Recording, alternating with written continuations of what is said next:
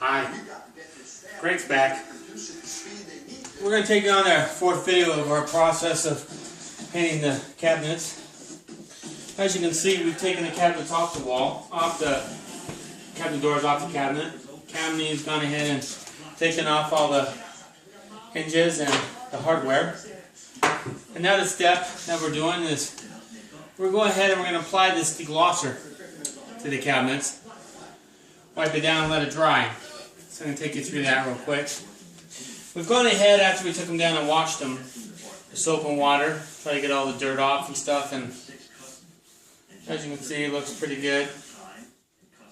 Some of this stuff won't come off, but that's because of months and maybe even years of neglect. But this, you're going to see that this stuff works magic. So what we're going to do is we got these little pyramid things from the Home Depot. They're pretty awesome. They're called the Painter's Pyramid, and you can get them for $4.99 in your painting aisle. You just put them down right here like so.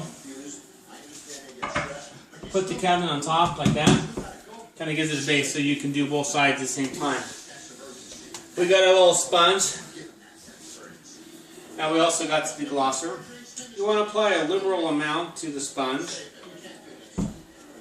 And when you wipe it on here, the whole point of this is it's going to take the gloss away, and it's going to just take away any other things that we missed with the soap and water. So when we apply it, we want to look at the way that the grain of the wood is going. It's going that way, so we want to go that way. And just liberally apply it to the board.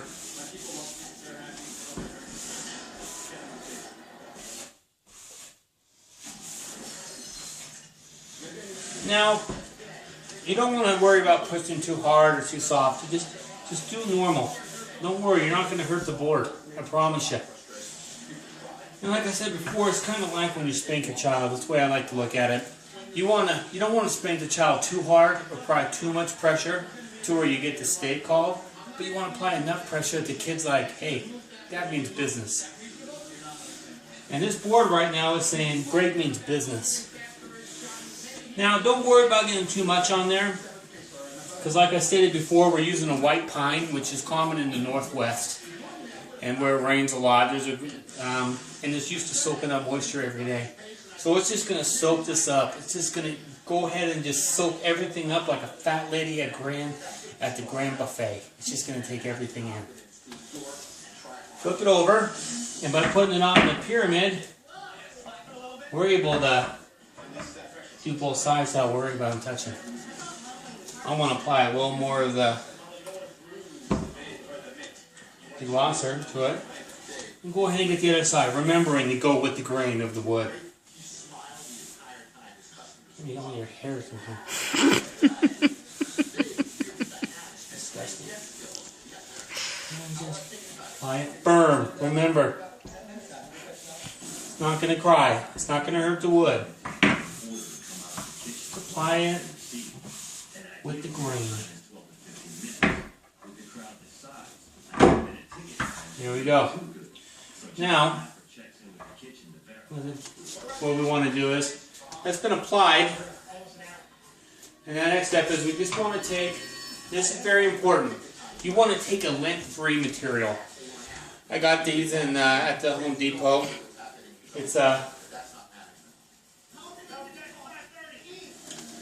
It's a wool nylon blend that's lint-free. It's kind of the same stuff that you would use if you got a bad gash. It's just going to soak up the moisture, but it's not going to leave anything like if you were to use, say, like a mothball. So get it damp. You want to get it damp.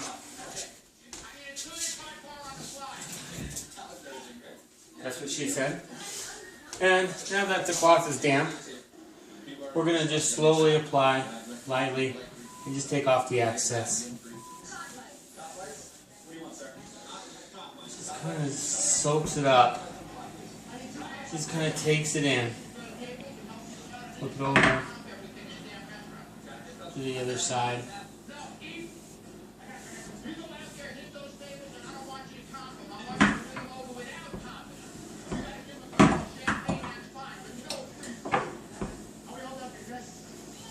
Okay.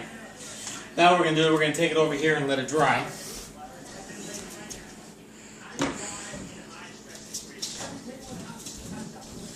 Now, this is one of the ones that we've just done. As you can see, it's totally dry. You can see it looks so much better. And what it's done is it's closed. It's taken, it's gone in there, and it's sealed in all the ridges and all the slivers of the grain, so that when we do lay the paint on there, it's just going to go on real smooth. It's going to give an even, flat coat. So, pretty excited about it. And as a process, I know this process has been the most monotonous and the most boring, but you know what? It's important. We cannot skip steps. There's a process to everything we do. And there's a reason why we do that, and I promise the meaning will come through. And so, as you watch this Renovations with an Irish Idiot, you're going to see that the most important thing is to follow the steps. Just like in life. When you have a problem, there's steps that come to solving those problems. Just like there is to paint cabinet doors. So, go Seahawks, and we'll catch you on our next video.